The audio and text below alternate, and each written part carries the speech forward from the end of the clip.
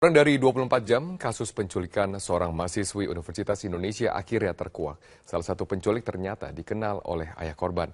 Lantas, apa motif penculikan ini? Berikut informasi untuk Anda.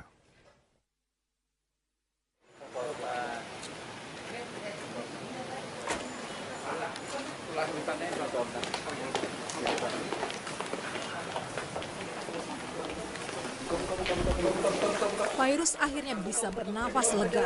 Putrinya Safira Permatasari terbebas dari cengkraman sekelompok penculik pada Selasa siang. Mahasiswi UI ini dibebaskan dari dugaan penculikan oleh Satuan Reserse Kriminal Polres Metro Jakarta Selatan. Sebelumnya, Fairuz berkoordinasi dengan polisi untuk menyelamatkan sang putri.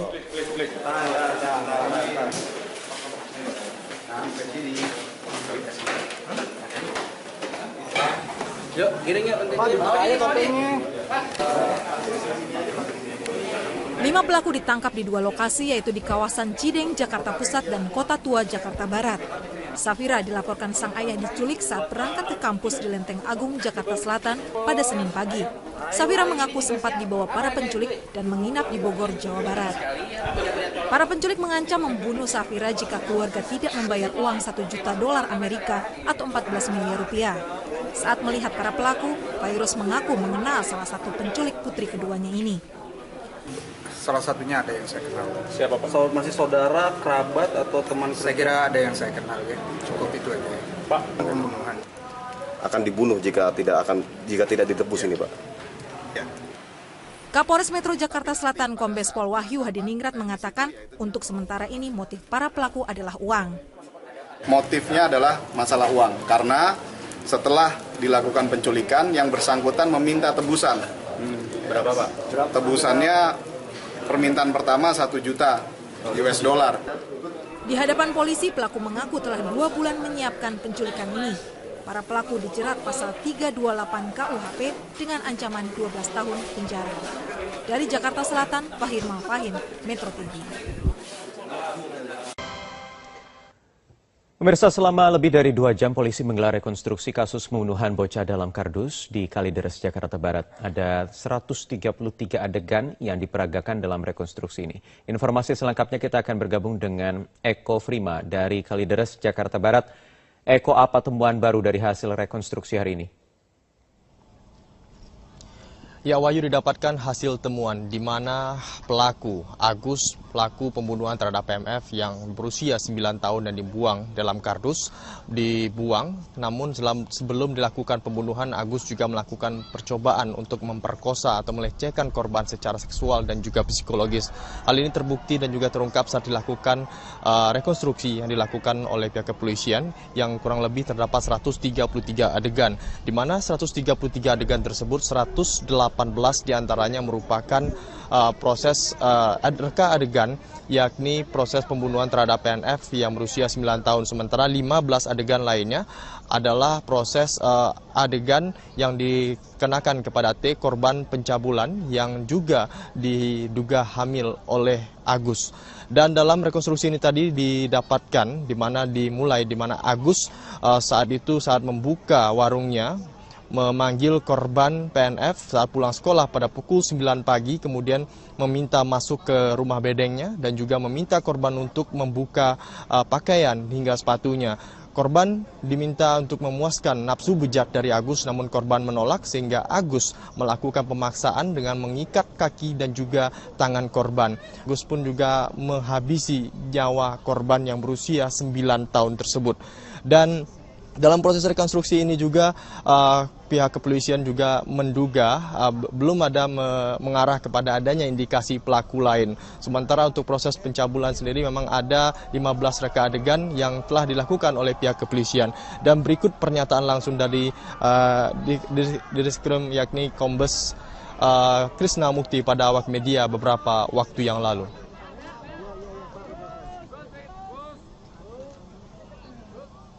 Untuk PNF dimulai dari adegan ketika PNF pulang dari sekolah, yang bersangkutan sekitar pukul 9 pagi membuka warung. Kemudian ketika membuka warung dia lihat PNF pulang, dia masuk ke dalam. Begitu masuk ke dalam kemudian warung ditutup. langsung ditutup kembali, kunci, dan meminta PNF masuk dengan membuka sepatu sampai adegannya tiba-tiba yang bersangkutan melakukan perbuatan pencabulan terhadap PNF dengan mengikat, menimpal mulut, hingga pembunuhan dan membakar barang bukti semuanya di belakang. Dan sebentar lagi akan ada adegan yang bersangkutan melakukan lakban. Ini sedang dilakukan juga, jadi membungkus dengan menekuk-nekuk dan mengikat dengan lakban di dalam box, kemudian membawa lakbannya ke motor sampai sekitar yang berada di lokasi tempat terjadinya kejadian ini, di mana warga yang ketika Agus datang sendiri meneriaki Agus saat turun dari mobil, namun akibat ramainya aparat yang berjaga, hal kerusuhan tersebut bisa berjaga.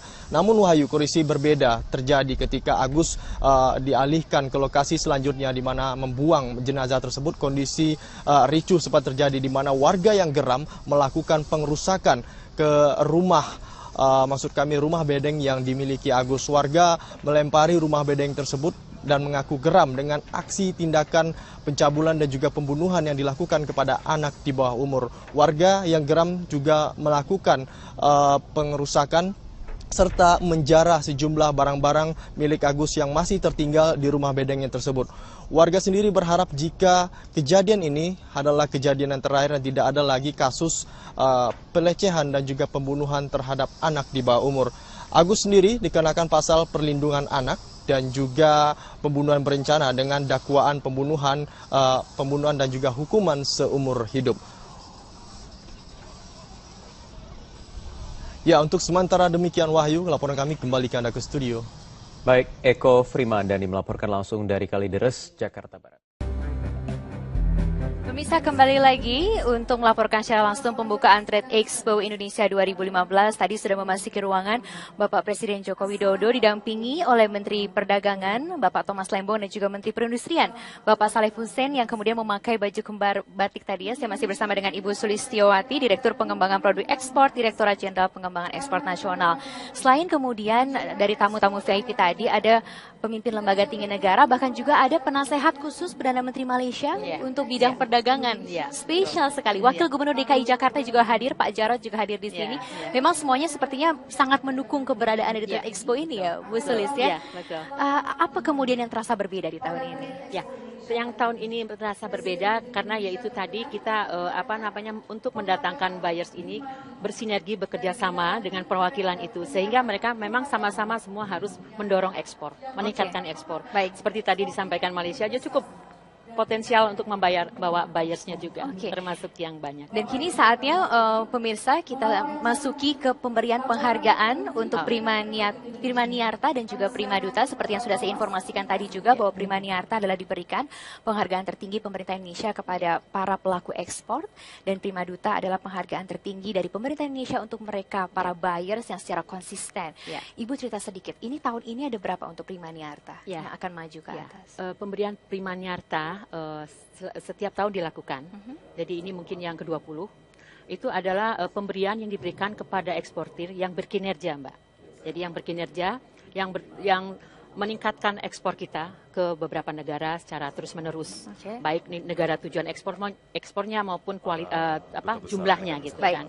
Jadi ada tahun ini ada 30 yang diberikan kepada ekspor itu dengan kategori yang bermacam-macam. Sebelum sampai ke kategori, karena sudah memasuki ke pidato, kita akan segera menuju ke pidato Menteri Perdagangan, Bapak Thomas Lembong.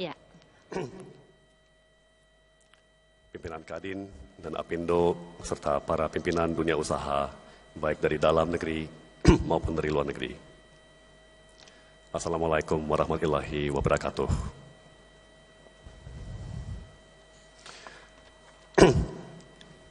Izinkan saya pagi ini menyampaikan ucapan saya sebagian dalam bahasa Indonesia dan sebagian dalam bahasa Inggris. Ladies and gentlemen, I'd like to deliver my remarks this morning partly in bahasa Indonesia and partly in English. Bapak Ibu yang amat saya hormati, dunia dalam 2-3 tahun terakhir ini sangat berubah total. Dan tentunya yang kita rasakan secara dahsyat, secara langsung di Indonesia, itu adalah anjloknya harga komoditas. Apa artinya? Artinya penjualan atau ekspor komoditas mentah tidak lagi menghasilkan penerimaan devisa sebagaimana sebelumnya. Konsekuensinya adalah negara semakin mengandalkan produksi dan ekspor daripada barang dan jasa yang Bapak Ibu pamerkan di sini minggu ini. Jadi Bapak Ibu ini sekarang peranannya luar biasa. Boleh dibilang Bapak Ibu sekarang sudah menjadi pahlawan devisa.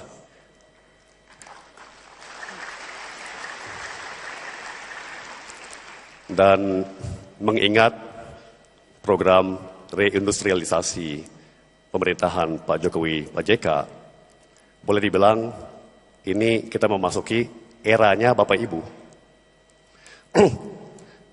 Pemerintah sangat amat menyadari pentingnya peranan Bapak Ibu di sini. Dan itulah juga spirit daripada program besar-besaran, deregulasi, debirokratisasi, penyederhanaan, keringanan usaha.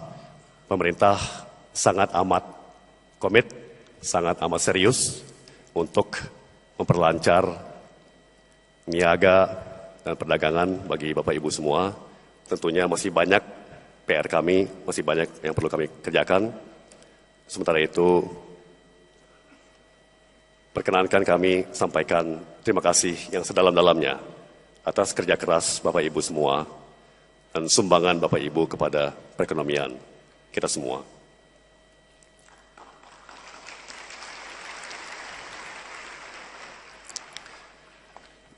Ladies and gentlemen, in particular, ambassadors, consul generals of the many embassies in Jakarta, of our many partner countries from around the world, ladies and gentlemen, buyers from all around the world, I'd like to start by expressing our warmest welcome to all of you. Thank you all for coming today, this morning. Many of you have traveled long distances. Many of you have come several times before. Many of you have been resident in Indonesia. And we consider all of you dear old friends. So once again, thank you so much for coming and welcome. Ladies and gentlemen,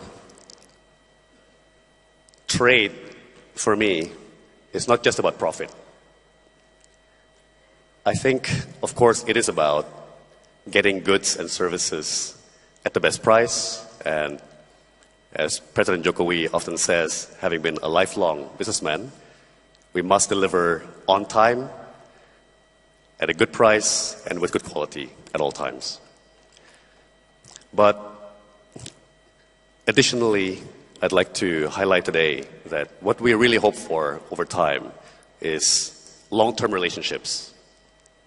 We believe that trade takes place over many years, and it is a two-way relationship.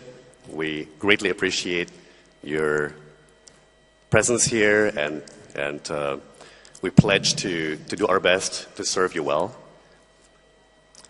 You might be aware that we are in the midst of a big effort to transform the economy. As Minister of Trade, I believe what that means is that in the years to come, you will have more and more choices, more and more variety of goods and services, and better quality, and more punctual delivery.